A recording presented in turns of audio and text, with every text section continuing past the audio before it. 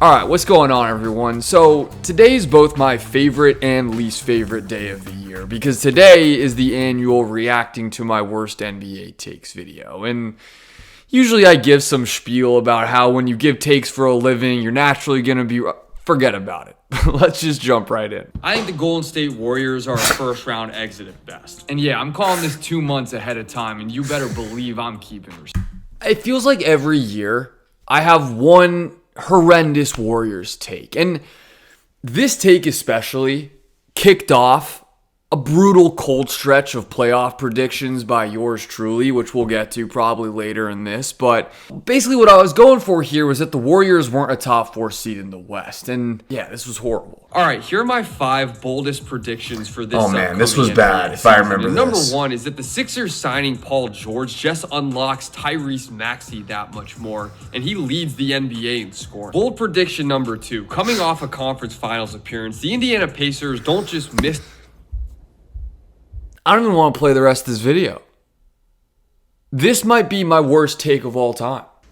The playoffs, but the rest of the East gets better, and they missed the entire play-in tournament too. I don't even...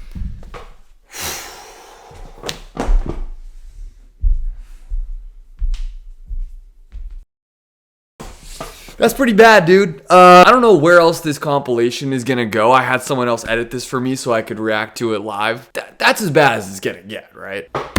Think this is that hot of a take, but on the other side of the Paul George thing, the LA Clippers win just as many games without him this year, 51, as they did last year with him. How about that? A good take. Realize that their big four just isn't working, and Evan Mobley is the guy who gets dealt at the deadline. But my hottest take about this season is that the Spurs finish. Let's wrap it up. We're moving on.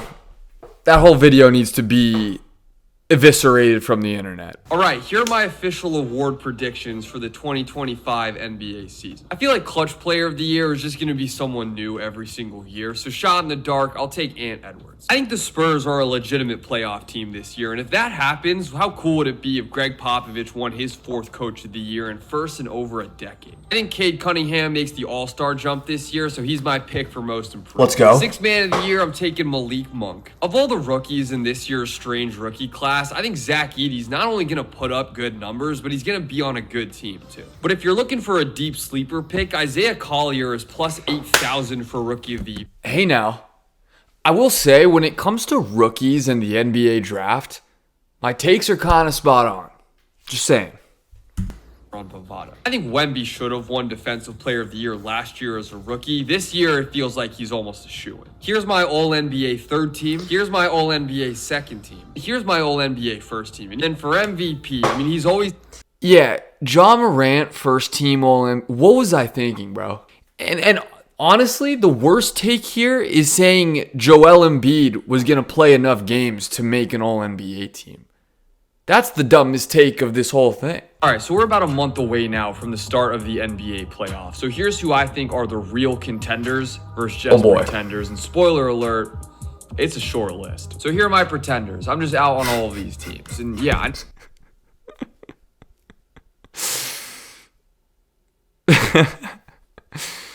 yeah, so 2 conference finals teams in a finals appearance. But I was just out, a month before the playoffs even started. Warriors are on their cute little winning streak right now, and Bucks fans are still clinging to dreams of 2021. But we're talking about winning the title. And it's not hate, it's just the truth. I mean, to be fair though, if we're talking about title contenders, I literally said I didn't believe in these teams because none of them would win the title. None of them won the title. But I only have 3 real contenders, and it's the Cleveland Cavaliers, who just have so many ways they can beat you on both sides of the ball. And the title favorites in each conference, the Thunder and the Celtics. All right, we made it to Chase Center. Here are my official predictions for all... This was really bad, if I remember exactly. Our Saturday night. In the skills contest, I'm going with Team Spurs. I mean, if we're talking skills, it doesn't really get much better than Chris Paul, and They got disqualified. I think Victor Wembanyama really wants to win this thing too. In the 3-point contest, I'm going with my guy Norman Powell. Pretty sure he finished dead last. And then in the dunk contest, I'm going with Matas Buzelis And he couldn't even make a dunk. Wow, talk about 0 for 3. I gotta tell you guys about one of my favorite research tools and the sponsor of today's video, Outlier. Outlier is a platform that I use for both my videos here on this channel, but also as a sports bettor, because not only do I think the user interface is dope, but it's got a ton of sweet features that I think any sports fan would find value out of. I mean, it's got everything from historical data, like you can find player and team stats over their last 5, 10, or 20 games. You got line movement, insights to every sport. If you love numbers and the math behind sports, you're gonna love Outlier. So come on, stop juggling multiple tools and use Outlier for smarter, quicker bets today. And use the code in my description to sign up. Now let's get back to the video. All right, happy NBA opening day, everybody. 30 NBA teams begin their journey to the NBA Finals tonight. So the question is, who do I think is winning it all this season? Well, coming out of the West, everybody is hot on the Oklahoma City Thunder. I still think they're 1 year away. Instead, I'm going to bet on the best player in the world, Nikola Jokic and the Denver Nuggets, to reach the NBA Finals, where they will be facing off. I mean, let's be honest, nobody's touching the Boston Celtics in the East. So that sets up the matchup that we all thought we were getting last season. It still feels like we should have gotten this matchup in the finals at some point. Maybe 2027. I don't know. Nuggets Celtics. And you know what? Sometimes you just can't overthink it. The Boston Celtics are going.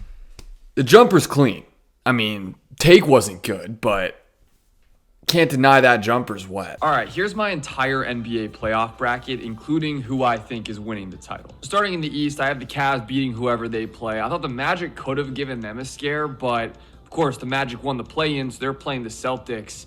And this is just a massive mismatch from the three-point line. And in today's three-point era, the best three-point shooting team is going to beat the worst three-point shooting team. I then have the Pacers in 6, even if Dame returns. I think Knicks-Pistons is going to be a war, and I want to respect Cleveland, but I think Boston's going back to the finals. And then in the West, I have the Thunder sweeping their first-round matchup. I have the Clippers over the Nuggets in 6, and I think Kawhi is going to average 30 a game in that series. I think the Rockets' defense and athleticism is just going to overpower Golden State. And then although I had the T-Wolves giving the Lakers a scare and taking them to 7, I think Luka carries the Lakers to the conference. I should have just trusted my gut. Everything in my brain was telling me the Wolves were going to beat the Lakers. But I was like, oh, well, the Lakers have Luka and LeBron, and they're going to mismatch Hunt. I overthought it. Or maybe I underthought it. I don't know. I don't even know what I'm doing anymore. Yeah, not a great Western Conference first round set of predictions. Where they lose to the Thunder. So yeah, I'm going with chalk. And to win it all, it's back-to-back like Jordan 96, 97, Celtics in 6. Oh man, not again. Shout out to Drake. And here's why the Boston Celtics are going back-to-back like Jordan in 96, 97. So let's start with the competition in the East, because I mean, is this a world tour or your girls tour? Like, the Cavs are legitimately good, and while the rest of the this video was kind of fire, you got to admit. With all the Drake references, is this a girl, or is this a world tour or your girls tour?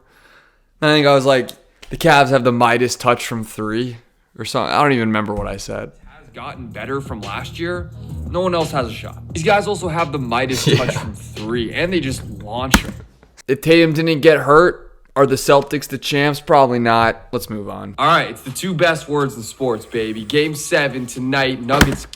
Let me tell you this. Game 7 was not the 2 best words for Andrew Fenichel in the playoffs. You'll see why. So final prediction, give me the Clippers in a low-scoring game. All right, Game 7, number 1. I picked the Clippers. Nuggets won. 105-99. Game 7, number 2. I picked the Rockets. Warriors won. Although, again, to be fair, I kind of had to pick the Rockets in this game based on that Warriors are a first-round exit take, so I made this mistake last round, and I swore I wasn't going to do it again. I am not betting against playoff Murray and playoff Jokic. Playoff Murray and playoff Jokic lose Game 7, number 3. Thunder advance. You're not going to believe this, but Adam Silver just called me and told me he changed the script for Game 7 at the last minute. Here's exactly what's going to happen. So I'll let it play, but I just want to say, people get so irrationally mad at me in the comments about the leaking the script series, and it's just like, okay, sorry, I can't predict the future. You know what I'm saying? Like, I would like to see anybody who's given me shit for this series, try it themselves. Trying to predict individual moments and box score stats for players in an NBA game is literally impossible for a reason.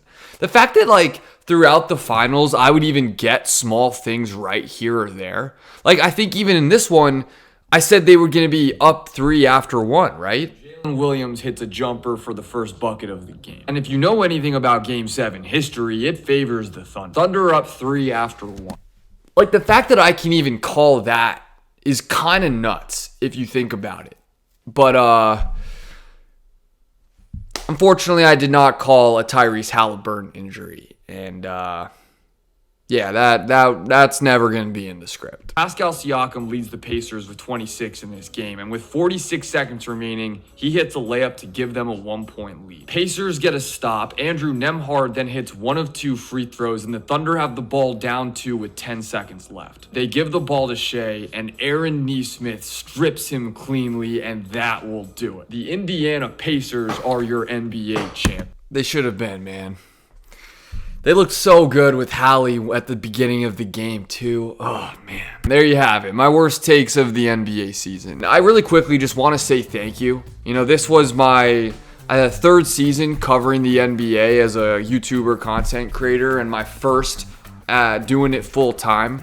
You know, I quit my job back in October to be a full-time YouTuber and kind of live out my dream. And I haven't looked back. And I had so much fun making content for you guys all season long, and you know, you guys are the reason I'm able to live out my dream every single day. And I don't know, this is kind of cringy and cliche, but I really do want to say thank you. I appreciate you guys as always. Make sure to like and subscribe. I'll probably end up doing my best takes next. Peace out.